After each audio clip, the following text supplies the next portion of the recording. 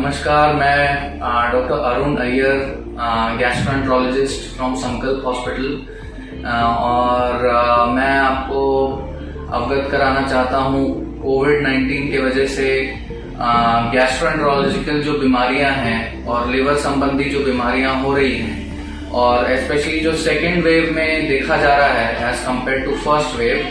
Because जो first wave थी corona की, उसमें इतने ज्यादा एक्स्ट्रा रेस्पिरेटरी मैनिफेस्टेशंस नहीं हुए थे जो कि अभी देखे जा रहे हैं और काफी एटिपिकल केसेस भी आ रहे हैं। तो गैस्ट्रोएंटरोलॉजी से संबंधी कुछ केसेस हमने देखे हैं जो पहले वेव में नहीं थे और अभी आ रहे हैं। जो बीमारियां हैं जीआई संबंधी और लिवर संबंधी, उसमें से कुछ जो कॉमन चीजें हैं जो अभी कोरोना के दौरान देखी जा रही है, जैसे भूख नहीं लगना, उल्टी होना, दस्त लग जाना, लूज मोशंस होना, पेट में मरोड़ जैसा दर्द उठना, ये तो काफी कॉमनली देखा जा रहा है। मे बी रफली 30% पेशेंट्स ऑफ ऑल कोविड-19 are having all these manifestations.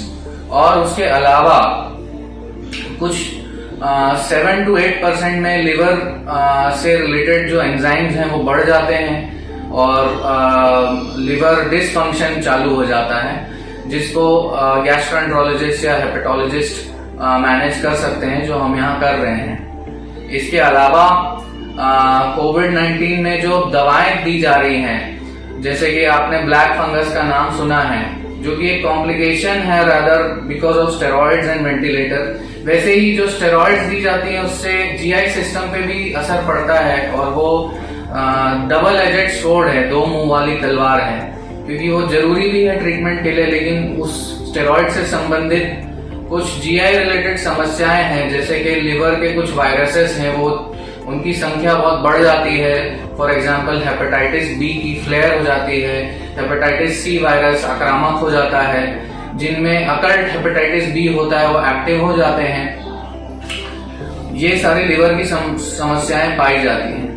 इसके अलावा जो आंतड़ी है, आंतड़ी में जो कई हमारे बैक्टीरिया रहते हैं, जो बैक्टीरियोम रहता है या जो ह्यूमन माइक्रोबायोम है, वो स्टेरॉइड 14 दिन, कई लोगों को 3 हफ्ते मिलने की वजह से और बहुत स्ट्रॉन्ग स्टेरॉइड्स मिलते हैं, तो उसकी वजह से इरिटेबल बावल सिंड्रोम हो जाता है, जिसमें मरीज को बार बार लैट्रिन जाना, बार बार मोशन जाने का फीलिंग होना, लेकिन कुछ नहीं जाना, और पेट में हमेशा गड़बड़ महसूस करना, ज्यादा गैस होना, ये सब एक क्रॉनिक कॉम्प्लिकेशंस हो रही हैं बिकॉज ऑफ कोविड-19।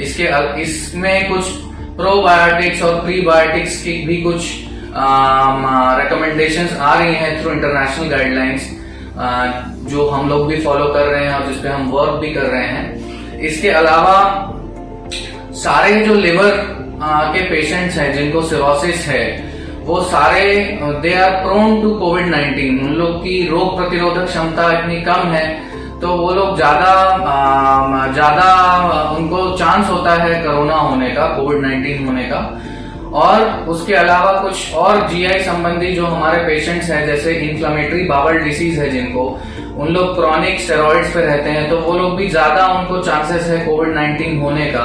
तो यहाँ पे वैक्सीनेशन का रोल आ जाता है कि ऐसे सारे patients should actually take vaccination. और जो इंडिया में एक बहुत ही कॉमनली एक धारणा बनाई जा रही है कि वैक्सीन ना ले, वैक्सीन से बांझपन होता है, बहुत सारे व्हाट्सएप में गलत मैसेजेस क्रिएट किए जा रहे हैं कि वैक्सीन लगाने से साइड इफेक्ट्स होते हैं वगैरह वगैरह। लेकिन कुछ ऐसे गैस्ट्रो संबंधी जो हम देख रहे हैं, उनको तो वैक्सीन लगनी ही चाहिए। जैसे जो सिरोसिस के मरीज हैं जिनकी लिवर खराब है, उनको वैक्सीन की जरूरत है because they are prone to कोविड-19, उन लोग को हो सकता है। वैसे ही आईबीडी के मरीज या कोई भी आदमी जो स्टेरॉइड खा रहा है, उसको वैक्सीन लगनी चाहिए ताकि वो आगे प्रोटेक्टेड रहे और उनके फैमिली मेंबर्स भी प्रोटेक्टेड रहे।